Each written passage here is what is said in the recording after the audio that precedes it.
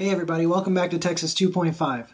In the last video, I showed you how I dry aged a 13-pound prime rib, bone-in, and a nearly 12-pound New York strip, boneless, for 49 days.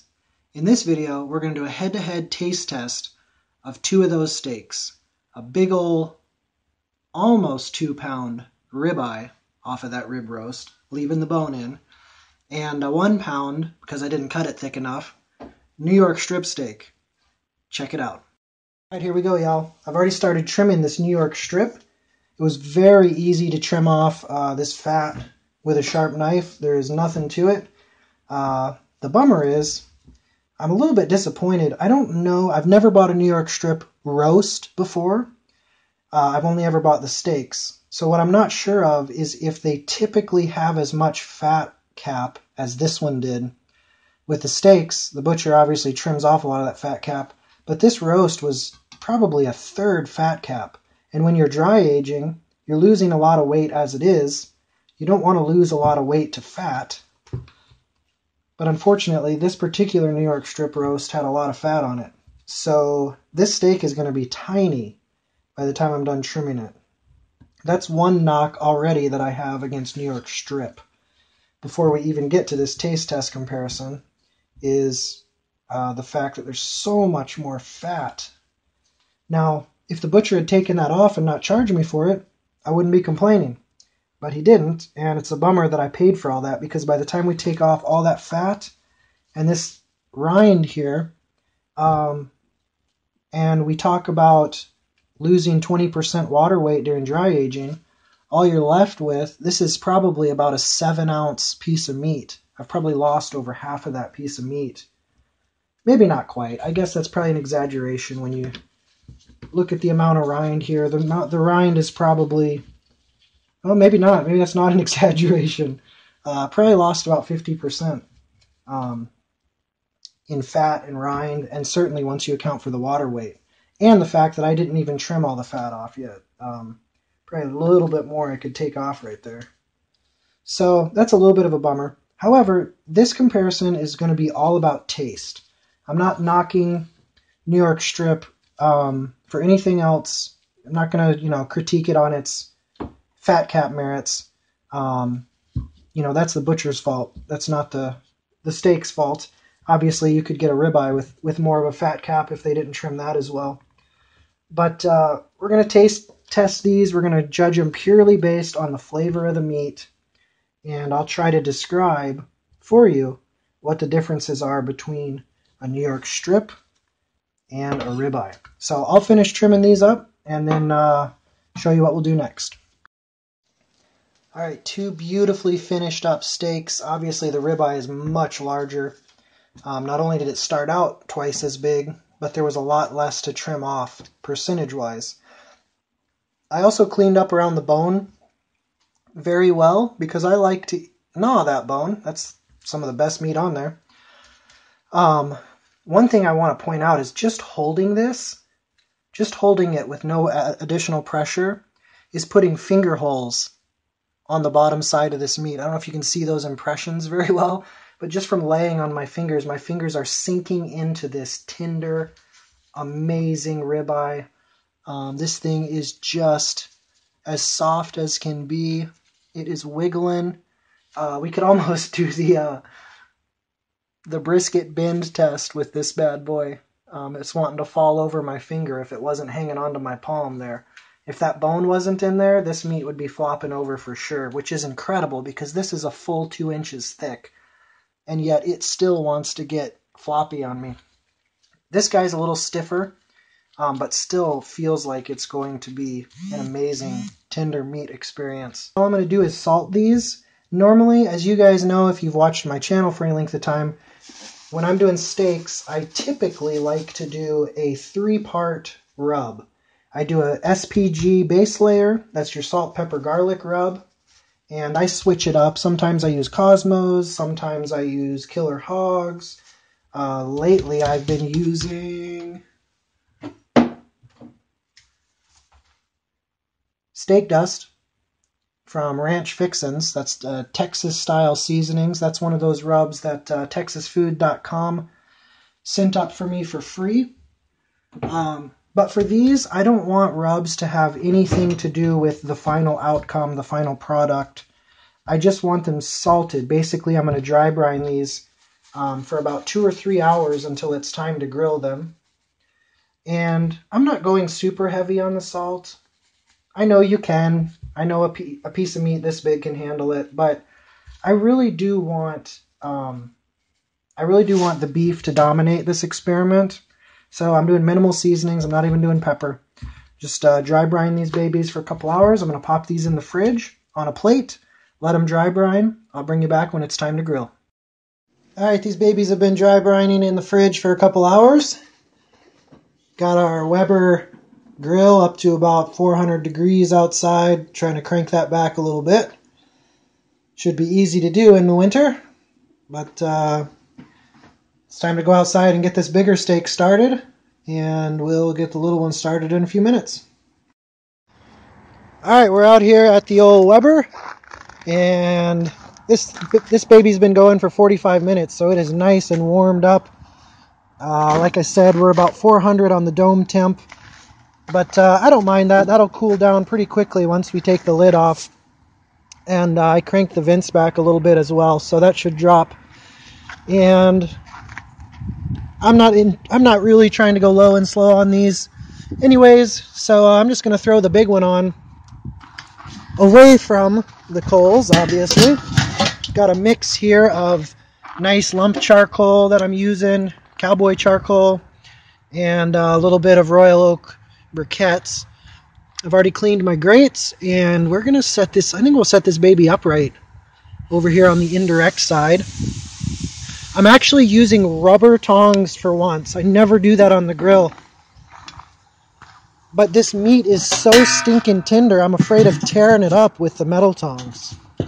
So I'll give that about a 10-minute head start. I'm actually going to leave this little guy out here in the cold rather than letting him come up to room temp, because these are going to go really fast on the hot grill.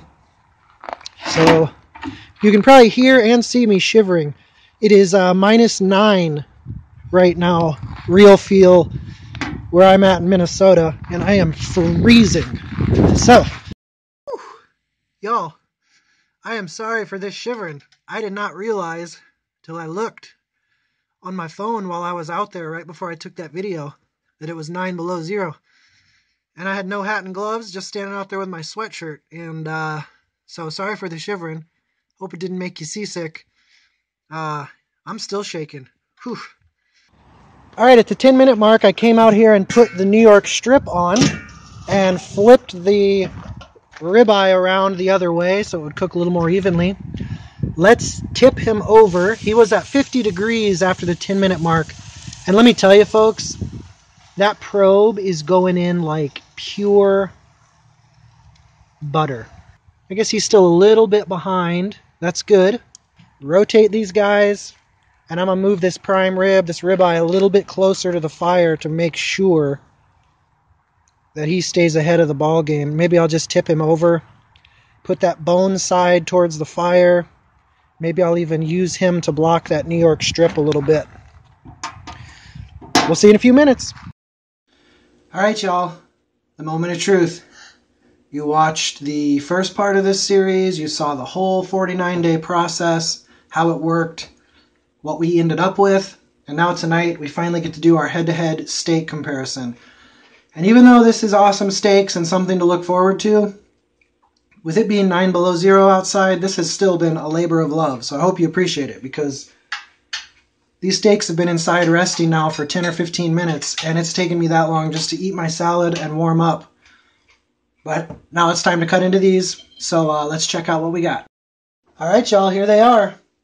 We've already got this much juice just from sitting here resting.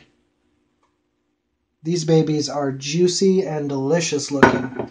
So using that reverse sear, we have that nice reddish look to them from the little bit of hint of smoke on the grill that they got.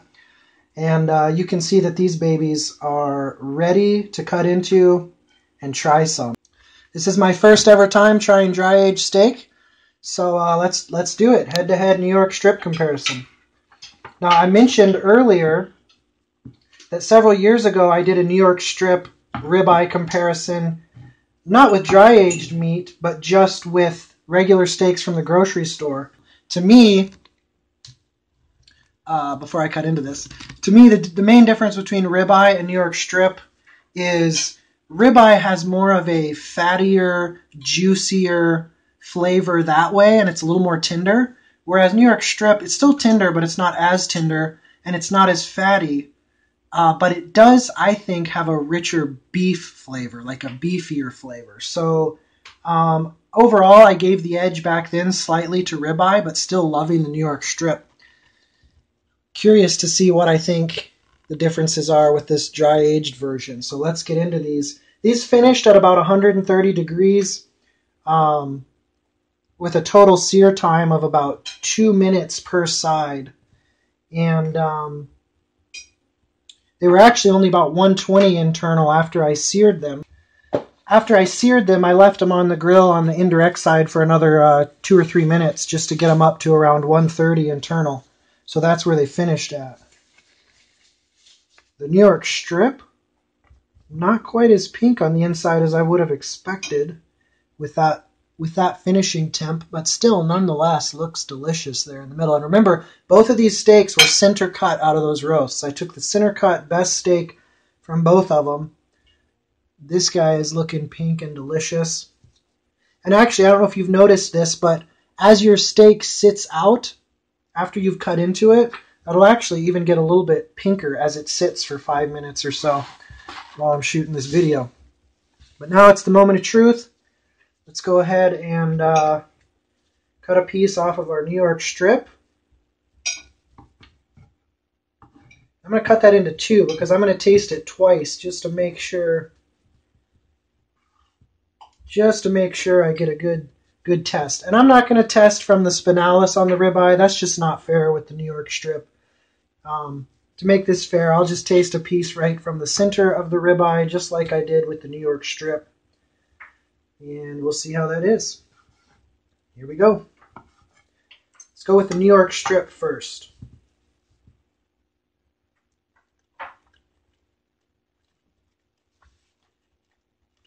Wow. That is delicious. Again, it's not as tender as a ribeye, but it is still very tender, incredibly juicy, rich beefy flavor. Man, I really like that. That is so good. Has just enough fat the way I trimmed it up. That little thin layer of fat is delicious with that grill sear on it. Man, that is a 9.5 out of 10. That is delicious.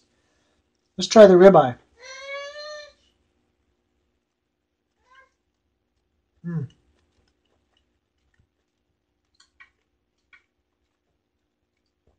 Wow. That is so, so good. I do not on either one of those pick up any notes of funkiness like we talked about earlier. There's no like cheese or smelly, nothing at all. It tastes like amazing beef. There is no hint of anything weird going on. It's just deliciously tender. I mean, the inside of this ribeye is tender enough where you'd think I did it low and slow like prime rib. It's just incredibly juicy, tender, flavorful. Again, with that rich, fatty. Wow. Now remember, I did not season these much. I just put a little thin layer of salt on them. When I eat these for dinner here in a few minutes, I'll season them up a little more with some more salt and pepper. But I wanted this head-to-head beef versus beef, ribeye versus New York strip, both of them 49-day dry aged, and both of them are incredible. Just like when I did the test with normal non-dry aged beef a few years ago, I do like the ribeye better. But it doesn't blow the New York strip away. New York strip is still a great cut of meat, delicious. Again, not quite as tender as the ribeye, not quite as fatty and juicy, but I still would say the same thing. It has a different flavor, and to me, the only way I know to describe it is, to me, it tastes slightly beefier, slightly a little more stiffer beef flavor, whereas the ribeye is milder, more tender, fattier, juicier, and overall a better steak. So I'm going to cut this up, feed my family. I hope you guys enjoyed it. Come back next time when we do the roast test. We'll do about a 3-pound, 4-pound prime rib roast, 49-day aged versus the 49-day New York strip roast. And we'll get that up here within the next few weeks. So thanks for watching Texas 2.5. If you've never tried the dry aging, get yourself some UMAI bags. Spend the money. Go do it. Have some fun with it. It is delicious. It's worth it, and you won't regret it. Impress your friends. Do it. See y'all next time.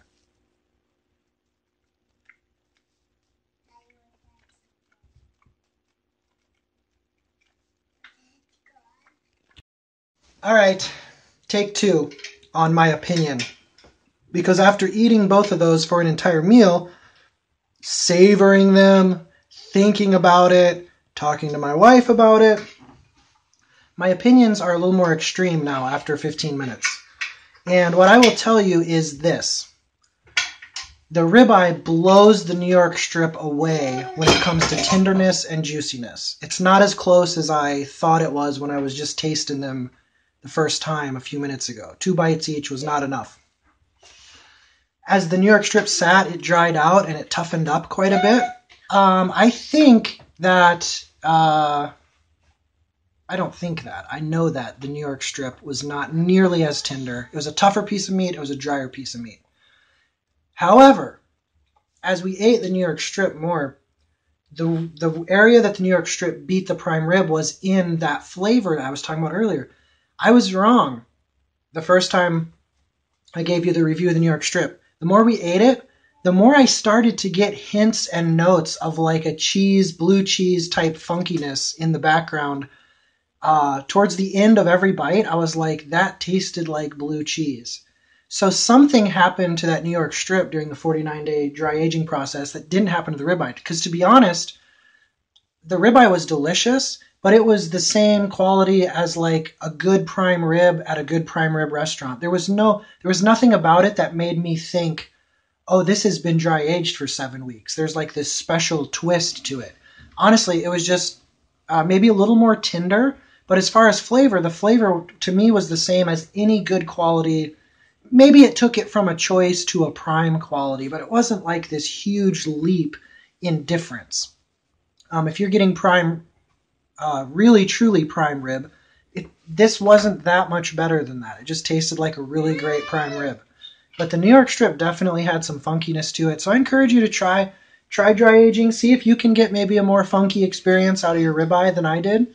Again, both were delicious, but on different days, depending on what mood I'm in, I might choose the New York strip if I wanted some funkier beef, and I would choose the ribeye if I wanted tender and fatty, juicy goodness. So that is my refined review. Hopefully that was more helpful. And again, thank you for watching. Hope you enjoyed it. See you next time when we talk about prime rib.